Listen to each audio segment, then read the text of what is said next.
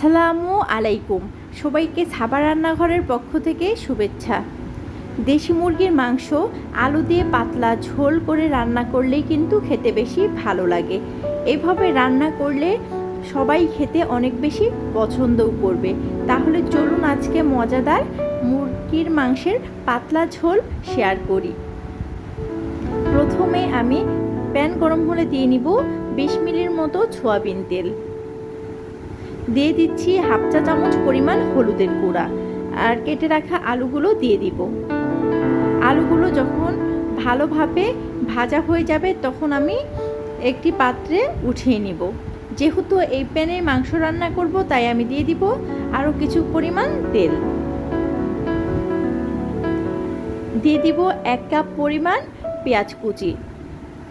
পেঁয়াজ সামান্য একটু ভেজে নিয়ে দিয়ে দিব 6টি এলাচ, 4টি দারুচিনি, 2-3টি লবঙ্গ, 2-3টি গোলমরিচ আর 2-3টি তেজপাতা। পেঁয়াজ যখন ব্রাউন কালার হয়ে আসবে দিয়ে দিব 3 চা চামচ পরিমাণ রসুন বাটা। দিয়ে দিচ্ছি 2 চা চামচ পরিমাণ আদা বাটা। ভালোভাবে ভেজে নিয়ে দিয়ে দিব 2.5 চা চামচ পরিমাণ জিরা বাটা।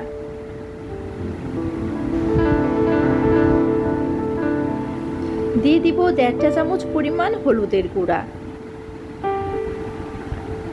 2 চা চামচ পরিমাণ মরিচের গুঁড়া দিয়ে দিচ্ছি। এখন সামান্য একটু পানি দিয়ে মশলাটা ভালোভাবে কষিয়ে নিব। কষানো হলে দিয়ে দিব মুরগির মাংস। মাংস কিন্তু আমি আগে থেকেই ভালোভাবে ধুয়ে পানি ছড়িয়ে রেখেছিলাম, তাহলে কষানোর সময় খুব বেশি একটা পানি উঠবে না। দিয়ে দিচ্ছি হাফ কাপ পরিমাণ পানি আর স্বাদ মতো লবণ। এবার ঢাকনা দিয়ে ঢেকে দিব কিছুক্ষণের জন্য। মাংস কষানোর শেষ মুহূর্তে দিয়ে দিব ভেজে রাখা আলুগুলো। দিয়ে দিচ্ছি কেটে রাখা কয়েকটি কাঁচামরিচের টুকরো। ঝালটা আপনারা আপনাদের প্রয়োজন অনুযায়ী দিয়ে নেবেন। যখন মাংস কালো কালো হয়ে আসবে তখন বোঝা যাবে মাংস কষানো হয়ে গেছে। তখন দিয়ে দিব আমি পরিমাণ মতো পানি। আমি পানিটা একটু বেশি দিচ্ছি কারণ মাংস ঝোল আমি অনেকটাই বেশি রাখবো। আর দেশি মুরগির মাংসটা কিন্তু সিদ্ধ হতেও বেশ টাইম লাগে। এবার ঢাকনা দিয়ে ঢেকে দিব 15-20 মিনিটের জন্য। আমার মাংসটা কিন্তু রান্না প্রায় হয়ে গেছে। এখন আমি শেষ মুহূর্তে দিয়ে দিব 1.5 চা চামচ পরিমাণ ভাজা জিরার গুঁড়ো এবং গরম মশলার গুঁড়া। এখন মিডিয়াম আছে রেখে দিব 5-7 মিনিটের জন্য।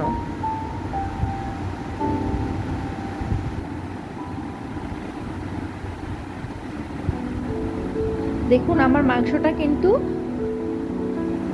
হয়ে গেছে।